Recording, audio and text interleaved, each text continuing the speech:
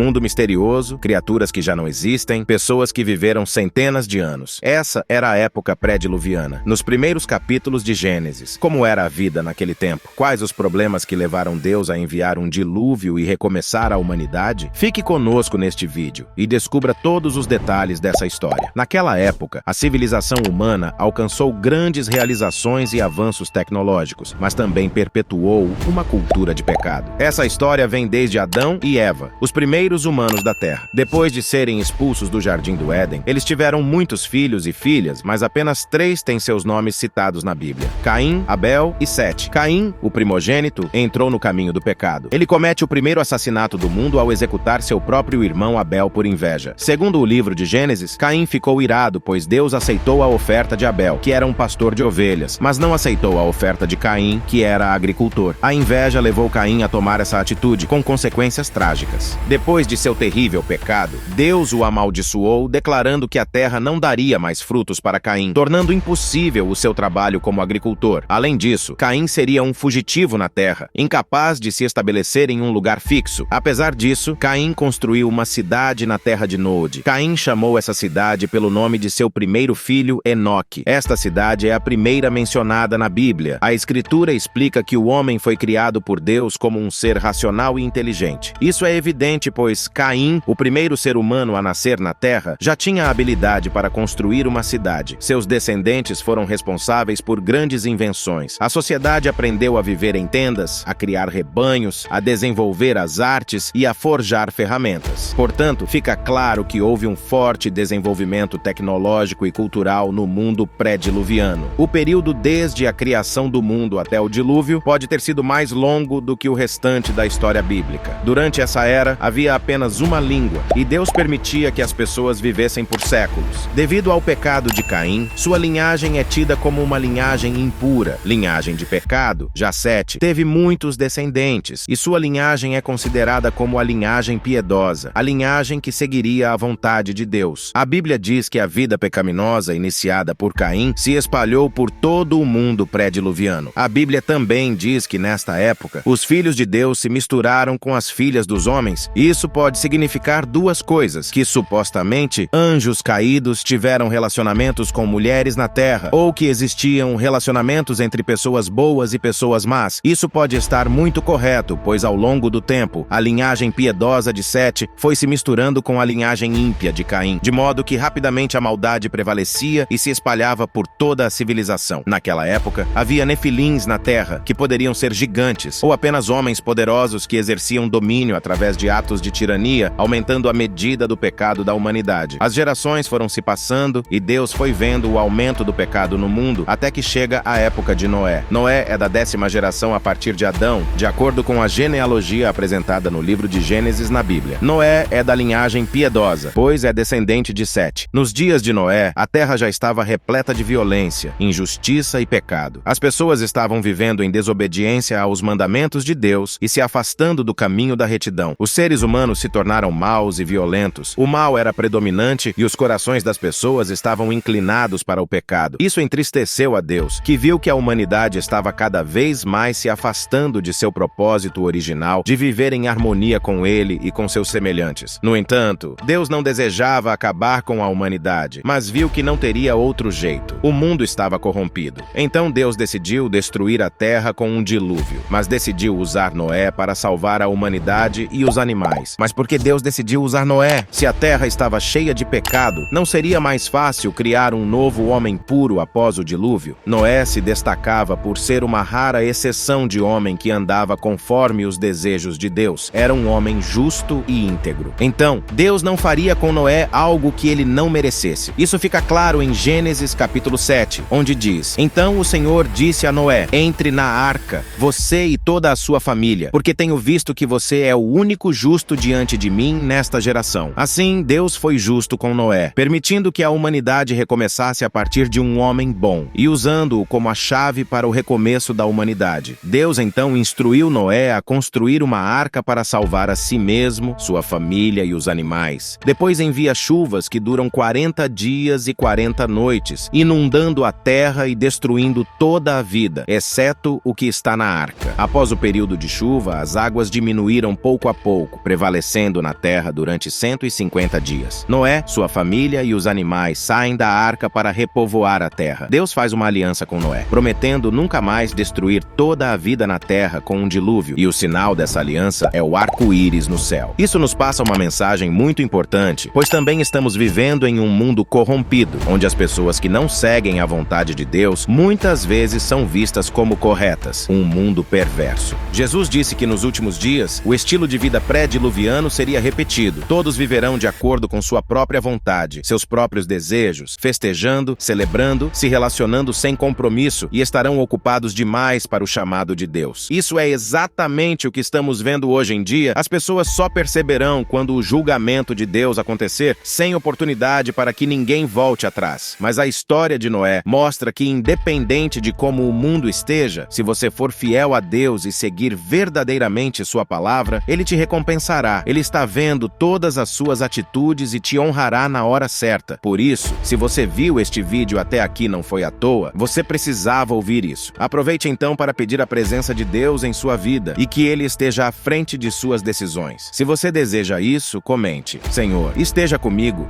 curta o vídeo e se inscreva no canal para nos ajudar a levar a palavra de Deus a mais pessoas. Não se esqueça de ativar as notificações para não perder nosso próximo vídeo. Até a próxima e que Deus te abençoe.